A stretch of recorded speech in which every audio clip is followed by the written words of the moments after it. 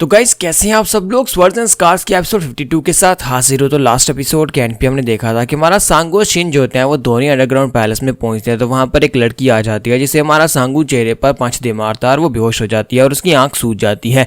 तो वो उसे अपने साथ लेकर नीचे अंडरग्राउंड केव में आ जाता है और हमारी मिस शिन उसे कहती है ये कौन है। तो वो कहता है मुझे नहीं पता। तो वो उसे कहती है आप हमें यहाँ पर इसे अपने साथ ही लेकर आगे बढ़ना होगा, हम इसे यहाँ पर जान से भी नहीं मार सकते क्योंकि इसके कपड़ों को देखकर तो ऐसे लगता है जैसे कि ये रॉयल फैमिली की एक मेंबर हो सकती है। और इसी के साथ ही वो जो होते हैं वो उसे उठाकर अपने साथ आगे की तरफ बढ़ना स्टार्ट करते हैं ताकि वो जाकर एंट्रेंस को ढूंढ सके जहां पर से वो अंदर जाकर लाइब्रेरी ढूंढ सके। तो हमारा सांगू कहता है कि ये क्या, ये तो बहुत ही बड़ा हाल है, मुझे ये नहीं पता था कि तुम्हारा जो पवेलियन इतना ज्यादा बड़ा हो सकता है। फिर साथ ही वो उसे वहीं पर ग्राउंड के ऊपर लिटा देते हैं। तो हमारा सांगू कहता है कि मैंने इस लड़की को इतनी बुरी तरह से तो बिल्कुल भी नहीं मारा था। तो शिन उसे कहती है कि मुझे लगता है कि ये रॉयल फैमिली की मेंबर है, अब बताओ कि इसका करना क्या है। तो सांगू कहता है कि मुझे क्या पता है इसका क्या करना है। तो हमारी मिस शिन कहती है कि अब मैं यहाँ पर क्या कहूँ, हम लोग तो यहाँ पर बहुत बड़ी मुसीबत में पड़ जाएंगे अगर हमने इस लड़की को मार डाला तब भी और अगर इस लड़की को जिंदा छोड़ दिया तब भी, क्योंकि अगर इसको जिंदा छोड़ देते हैं तो फिर रॉयल फैमिली के लोगों को इस सीक्रेट चैम्बर के सीक्रेट के बारे में पता चल जाएगा और अगर इसको मार डालते हैं तो फिर रॉयल फैमिली के लोग अपनी इस लड़की के मिस होने पर उसको ढूंढना शुरू कर देंगे। इसी के साथ ही हमारा सांगू जो होता है वहां पर उसे जगाने की कोशिश करता है। थोड़ी देर में उस लड़की को होश आ जाती है।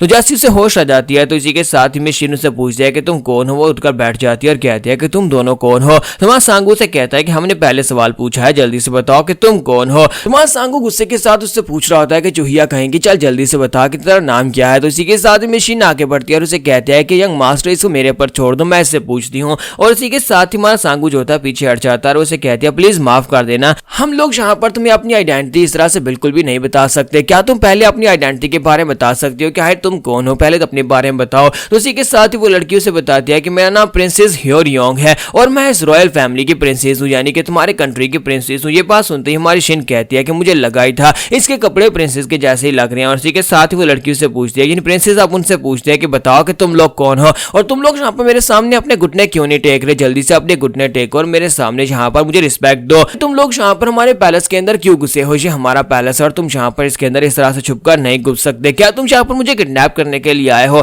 तो शिनो से कहते हैं नहीं प्रिंसेस आपको गलत फहमी हो गई है, हम लोग यहाँ पर आपको बिल्कुल भी किडनैप करने के लिए नहीं आए और ना ही हम लोग यहाँ पर आपके पैलेस से कुछ लूटने के लिए आए हैं, ये जगह कभी हमारी हुआ करती थी। तो ये बात सुनने के बाद प्रिंसेस से कहते हैं कि इस बात का क्या मतलब है। तो हमारे शिनो से सारी की सारी बात बताती है और उसे कहती है कि हमारे पास यहाँ पर और कोई रास्ता नहीं था क्योंकि यहाँ पर इस जगह के ऊपर पैलेस बना दिया गया है जिसकी वजह से हम लोग अंडरग्राउंड टनल में नहीं आ सकते थे, इसी वजह से हमें यहाँ पर अंडरग्राउंड टनल में आना पड़ा। आपके इस मिंग एम्पायर के बनने से पहले यहाँ पर पहले ये टनल मौजूद थी, यानी कि ये केव जो है ये हमारी केव है। तो ये बात सुनने के बाद वो उसे कहती है कमीनी कही कि तुम यहाँ पर ये सब कुछ बकवास कैसे कर सकती हो, यहाँ पर इस पूरी की पूरी डायनेस्टी में जो कुछ भी है वो सब कुछ हमारा है, हमारी मिंग डायनेस्टी और हमारे एम्परर का है, चाहे वो यहाँ पर जमीन के ऊपर हो या फिर जमीन के नीचे, वो सब कुछ हमारा ही है। तो शिन उसकी बात सुनने के बाद आगे से खामोश हो जाती है जबकि मां सांगू गुस्से के साथ से कहता है कि अपनी बकवास बंद करो, तुम्हें क्या लगता है कि यहाँ पर हर एक चीज तुम्हारी हो गई है, अगर तुम यहाँ पर एक प्रिंसेस बन गई हो, अगर तुम लोग यहाँ पर किसी के सीक्रेट चैम्बर के ऊपर आकर अपना पैलेस बना लोगे तो क्या वहां पर नीचे का जो सीक्रेट चैम्बर है वो भी तुम्हारा हो जाएगा। ये सीक्रेट चैम्बर हमारा था और हमारा ही रहेगा, इसलिए अपनी बकवास बंद करो, यहाँ पर दोबारा इस तरह की बात मत करना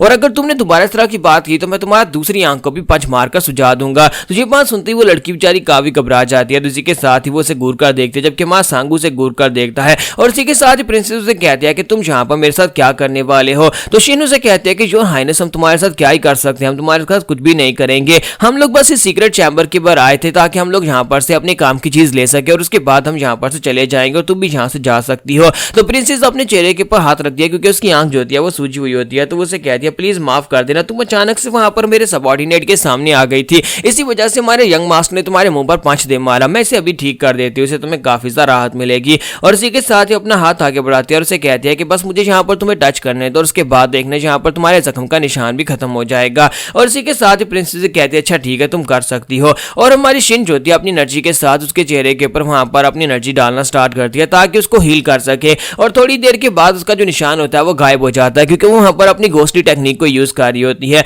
और मां सांगू वहां पर चुपचाप खड़ा सारा सब कुछ देख रहा होता है। तो थोड़ी देर बाद प्रिंसेस जो होती है उसकी आंख बिल्कुल नॉर्मल हो जाती है। तो मिस शिन उसे कहते हैं कि योर हाइनेस आपका ब्रूस जो है वो एक ही दो दिन में चला जाएगा और तब तक आप जो है इस तरह से इन्हें इनविजिबल करके रख सकती हैं। इसी के साथ ही प्रिंसेस उसे पूछते हैं मुझे एक बात बताओ क्या तुम लोग म्यूरियम लीग से आए हो? तो वो उसे कहती है हम लोग म्यूरियम लीग से ही आए हैं। तो फिर साथ ही उसे कहती है कि मुझे ये बताओ कि ये किस किस्म की जगह है जहां पर तुम लोग आए हो? तो शिन उसे बताते हैं कि ये एक सीक्रेट चैम्बर है, इसका नाम माउंट गोल्ड है, ये कभी हमारे क्लैन का एक सीक्रेट चैम्बर हुआ करता था। तो ये बात सुनने के बाद प्रिंसेस अपने आसपास देखती है, फिर साथ ही कहती है कि अपने नाम बताओ। तो मिस शिन उसे अपना नाम बताती है और साथ ही प्रिंसेस सांगू की तरफ देखती है और कहती है क्या तुम्हारा कोई नाम नहीं है, क्या तुम नाम नहीं बताओगे? तुम्हारा सांगू से अपना नाम बताता है और इसी के साथ ही प्रिंसेस उन लोगों से कहता है कि मैंने म्यूरियम के लोगों के बारे में काफी कुछ सुना है। मैंने सुना है कि म्यूरियम के लोग जो होते हैं वो काफी ज्यादा पावरफुल होते हैं। मैंने सुना है कि शाओलिन और वुटैंग के अलावा भी यहाँ पर काफी सारे सीक्रेट्स हैं। मुझे ये बताओ कि म्यूरियम के लोग यहाँ पर कुछ ऐसा कर सकते हैं, यानी कि वो की पावर को यूज कर सकते हैं, क्या वो हवा में चल सकते हैं, क्या तुम दोनों भी यहाँ पर ये सब कुछ कर सकते हो? तो हमारी शिनू से कहते हैं कि हाँ प्रिंसेस ये सब कुछ वाकई में सच है, हम लोग भी ऐसा कर सकते हैं। सभी को हम लोग यहाँ पर स्किल्स कहते हैं जिनकी मदद से हम लोग यहाँ पर ये सब कुछ करते हैं। तो प्रिंसेस कहती है ये तो बहुत ही अच्छी बात है। फिर साथ ही वो से कहती है कि मुझे एक बात बताओ कि तुम लोगों ने क्या कभी यहाँ पर माजी और मास्टर गू के बारे में सुना है जो कि मावेंग पैलेस के मास्टर थे? वो बहुत ही पावरफुल इंसान थे। मुझे ये बताओ कि उन दोनों के मुकाबले में तुम लोग कितने ज्यादा स्ट्रॉन्ग हो? तो ये बात सुनते ही हमारे शिनो और हमारा सांगू जो होते हैं वो दोनों एक दूसरे की तरफ घूर कर देखते हैं। तो शिनो से कहते हैं कि योर हाइनेस आपने यहाँ पर उनके बारे में इसलिए सुना होगा क्योंकि वो वाकई में बहुत ज्यादा पावरफुल इंसान थे। वो लोग म्यूरियम के दुश्मन थे और दोनों काफी ज्यादा स्ट्रॉन्गर थे। तो ये बात सुनने के बाद प्रिंसेस कहती है कि मैंने तो सुना था कि ये सिर्फ और सिर्फ फिक्शनल कैरेक्टर्स हैं, यानी कि इस तरह के कोई पावरफुल लोग होते नहीं है, लेकिन क्या वाकई में बहुत ज्यादा पावरफुल इंसान थे? तो हमारी शिन कहते हैं कि हाँ वो बहुत ज्यादा पावरफुल इंसान थे लेकिन अब वो दोनों मर चुके हैं। तो इसी के साथ ही प्रिंसेस कहती है कि मुझे ये बताओ कि उन दोनों के मुकाबले में तुम दोनों कितने स्ट्रॉन्ग हो? तो हमारी जो शिन होती है वो उसे कहती है कि मुझे ऐसा नहीं लगता कि हम लोग उनके साथ अपने आप को कंपेयर कर सकते हैं। जबकि सांगू से कहता है कि यहाँ पर तुम इस बारे में इतनी ज्यादा क्यूरियस क्यों हो? उस वुहैंग एम्परर यानी कि मावेंग पैलेस के मास्टर गू और माजे दोनों को मैंने ही मारा था, उन दोनों को मैंने मारा था। ये बात सुनते ही हमारी मिस चिन होती है उसका मुंह बंद करवाती है और कहती है कि यंग मास्टर जी आप क्या कह रहे हो? और इसी के साथ ही प्रिंसेस उसकी बात सुनने के बाद खामोश होती है। जबकि हमारा सांगू से कहता है कि हमने यहाँ पर तुम्हें सारी की सारी बात बता दी है, अब यहाँ पर सवाल पूछना बंद करो और हम लोग यहाँ पर अपना काम करके चले जाएंगे और तुम्हें भी यहाँ पर से बाहर निकाल देंगे। जबकि प्रिंसेस जो होती है वहां पर उसकी बात सुनने के बाद थोड़ी देर खामोश रहती है, फिर साथ ही पीछे मुड़ जाती है। तो वो उसे कहते हैं कि अब तुम कहां पर जा रही हो? क्या तुम यहाँ पर मदद बुलाने के लिए जा रही हो या फिर सोल्जर्स को लेने के लिए जा रही हो? तो प्रिंसेस उसे कहती है कि नहीं मैं यहाँ पर तुम दोनों को बिल्कुल भी तंग नहीं करूंगी, वैसे भी तुम लोग यहाँ पर से बाहर नहीं निकल पाओगे, मुझे मारे बिना तो बिल्कुल भी यहाँ पर से बाहर नहीं निकल पाओगे, इसलिए चुपचाप यहाँ पर अपना काम करो जब तक मैं वापस नहीं आ जाती, तुम लोग यहीं पर मेरा वेट करना। और इसी के साथ ही प्रिंसेस जो होती है वहां पर चली जाती है। जबकि हमारा सांगू जो होता है उसके पीछे जाने लगता है। तो शिनू से रोक देती है और कहती है नहीं रुको, मुझे लगता है कि यहाँ पर हमारे लिए मुश्किल क्रिएट नहीं करेगी, मुझे ऐसा ही लगता है कि यहाँ पर हमारे लिए कुछ भी बुरा नहीं चाहती। इसी वजह से प्रिंसेस जो होती है वहां पर चली जाती है। तो प्रिंसेस के चले जाने के बाद हमारी जो शिन होती है वो सांगू से कहती है कि चलो छोड़ो उसे, मुझे लगता है कि यहाँ पर कोई अपना हिसाब लगा रही है, चलो हम लोग जाकर अपने लिए कुछ ढूंढते हैं। मुझे उसकी आंखों के अंदर कुछ सैडनेस दिखाई दे रही थी, ऐसी जैसे कि वो काफी ज्यादा कंफ्यूज हो। और इसी के साथ ही वो दोनों वहां पर सीक्रेट चैम्बर को ओपन करने के लिए निकल पड़ते हैं ताकि वहां पर से जाकर मैनुअल ढूंढ सके, शायद उनमें से कोई उन्हें ऐसी बुक मिल जाए जिससे हमारे सांगू की एनर्जी को कंट्रोल किया जा सकता है। तो यहाँ पर हमारी एपिसोड 52 का एंड होगा और नेक्स्ट एपिसोड में देखेंगे कि अब आगे क्या होने वाला है, प्रिंसेस क्या करने के लिए गई है और वापस किसको लेकर आएगी।